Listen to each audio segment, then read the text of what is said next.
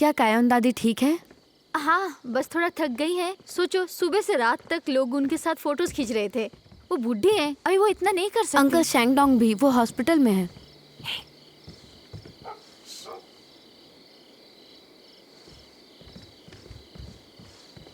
नाना को क्या हुआ? थक गई है इसलिए सो गई है।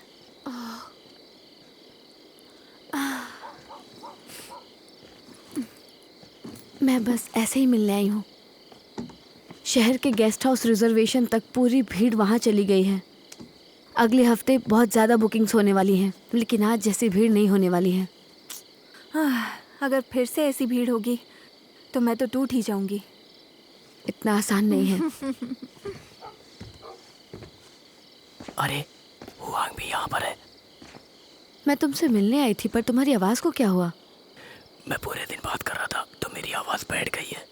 अरे ये खुशबू कैसी है? अभी भी कचरे की बदबू है। तुमने खुद पर कितना डाला? ज्यादा भी नहीं, थोड़ा सा। इधर आओ, बैठो यहाँ पर। बात मत करो, बैठो। मैं सफाई में मदद करता हूँ। कोई ज़रूरत नहीं है। अपनी आवाज़ सुन रहे हो तुम? हाँ, पानी पियो। तुम सबको बीमार पड़ना है क्या? शाओचुन, तुम भी आराम करो। मैं ठीक हूँ, मैं करती हूँ। शाओचुन, तुम मुझे ज्यादा थकी हुई नहीं लग रही हो। जाके होंडाओ की मदद कर दो ना। अच्छा, मैं तुमको थकी हुई नहीं लग रही हूँ? क्या लगता है मैं थकी नहीं हूँ? जाओ जाओ। हाँ। पानी पियो। कुछ भी बोलते हो।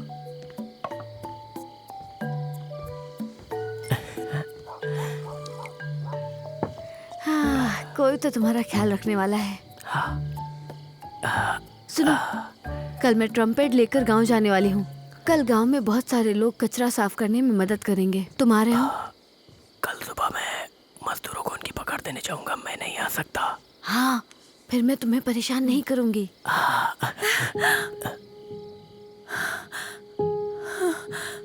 क्या बात है नाना, तुमने बुरा सपना देखा? तुम्हें बहुत पसीना आ रहा है। चलो पानी पियो। थोड़ा पानी पी लो।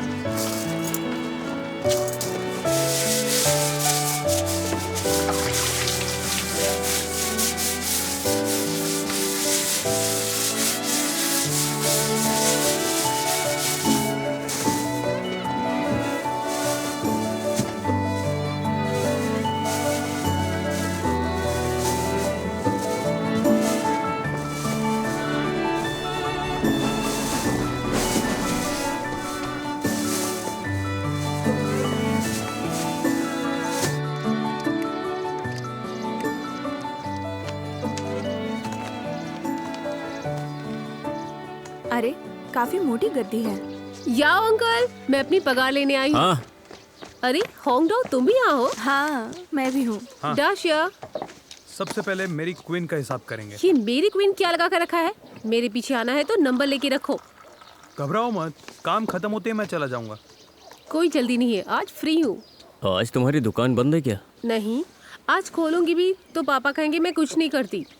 किन का पगार एक दिन का 100 युआन है। 6 घंटे ओवरटाइम मिला के 290 युआन।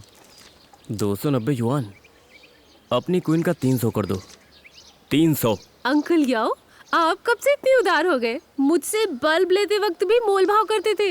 एक कस्टमर और एक बॉस एक जैसा होता है क्या? हाँ, दोनों अलग होते हैं। मैं आपके लिए काम किया करूंगी। मैंने तो सामान बेचकर भी 300 युआन नहीं कमाए।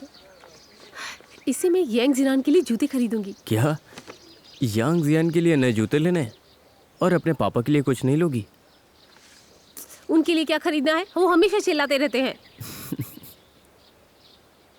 हे होंगडो, तुम्हारा गेस्ट हाउस कब शुरू होने वाला है? मुझे वहाँ पे वेटर की नौकरी दे दो। इतनी जल्दबाजी भी अच्छी बात नहीं है, ठीक है? जब तुम्हारे पापा दुकान बंद करवाना चाहते थे तब तुमने ही मना किया था। मुझे दुकान नहीं खोलना, मुझे कढ़ाई सीखने का भी कोई शौक नहीं। मैं एक बेचैन आत्मा हूँ, मुझे खाली बैठना पसंद नहीं। इतने गुस्से के साथ तुम वेट्रेस कैसे बनोगी? गुस्सा और वेट्रेस का क्या संबंध है? अगर कोई सरफिरा गेस्ट आ गया तो तुम लड़ना शुरू कर दोगी।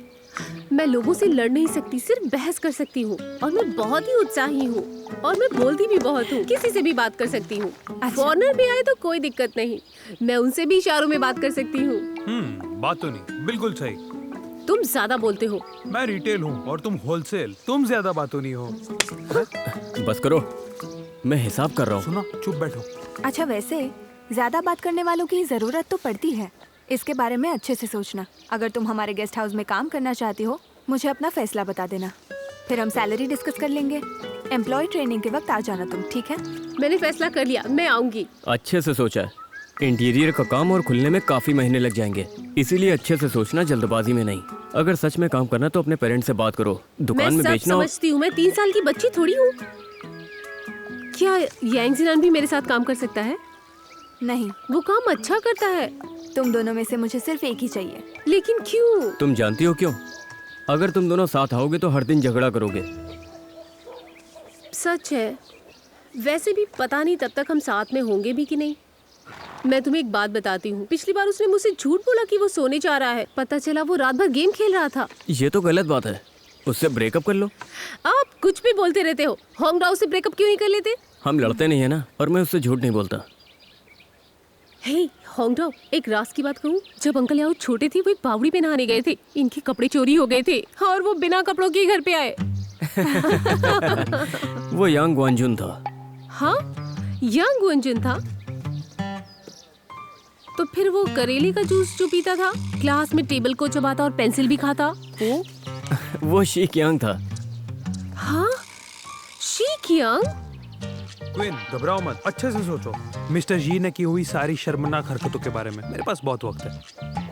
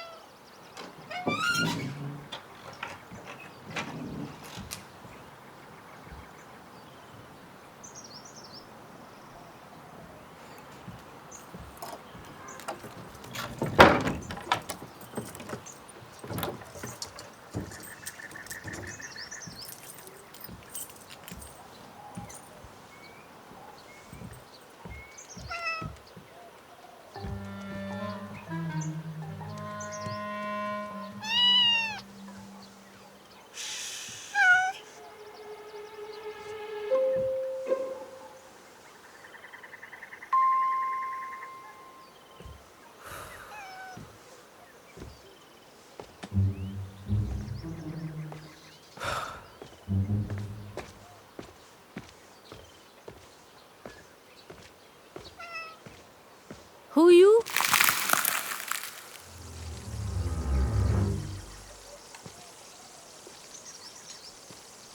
अंदर आओ। हाँ मंजुन, मुझे पूरे नाम से क्यों बुलाती हो?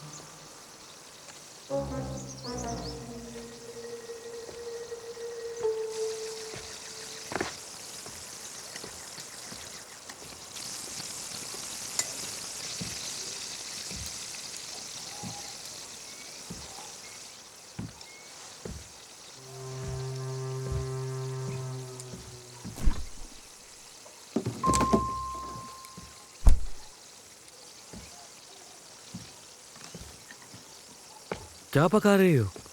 खुशबू काफी अच्छी है। आंट गुई ने सिखाया था मुझे फ्राइड मशरूम्स। मैंने सोचा अपनी बेटी के लिए थोड़ा पैक करके भेजूं। हाँ, तुम्हारी बेटी के लिए बहुत अच्छे। इतने दिनों से मुझसे छुप क्यों रहे हो? मैं तुमसे कहाँ छुप रहा हूँ, मैं बस थोड़ा बिजी हूँ। ये है, कोई नहीं, मैं समझ सकती हूँ, तुम शर्मिंदा हो।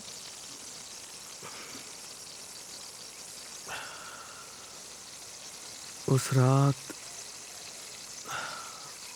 अब कैसे कहूँ, मैंने उस रात बहुत ज़्यादा पी ली थी और मैं बह गया था, लेकिन मैं ऐसा करने के बारे में सोच भी नहीं सकता था। तुम कितनी सुंदर हो, है ना? मैं ऐसा सोच भी नहीं सकता था। वैसे भी हम सब एक ही यार्ड में रहते हैं, और हमारा रिश्ता कितना बढ़िया था, लेकिन उस रात के बाद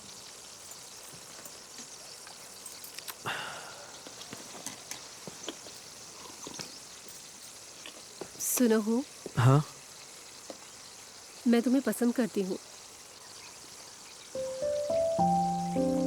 तुम बहुत टैलेंटेड हो, दिल की बहुत अच्छे हो और क्यूट भी। तुमने मेरा साथ दिया जब मुझे सबसे ज़्यादा ज़रूरत थी। तुमने मेरे अंदर एक तरह की खुशी भर दी। तुम्हारे साथ मैं अपने सारे गम भूल जाती हूँ।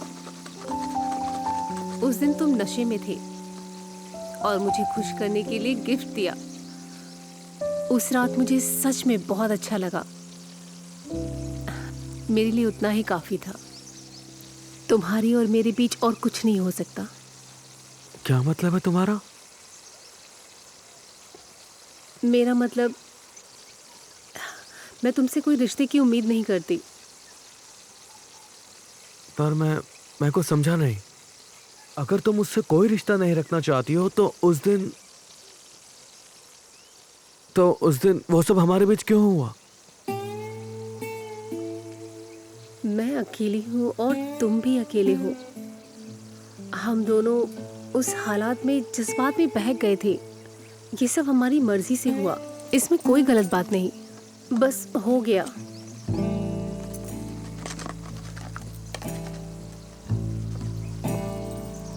इसलिए उसे भूल जाओ।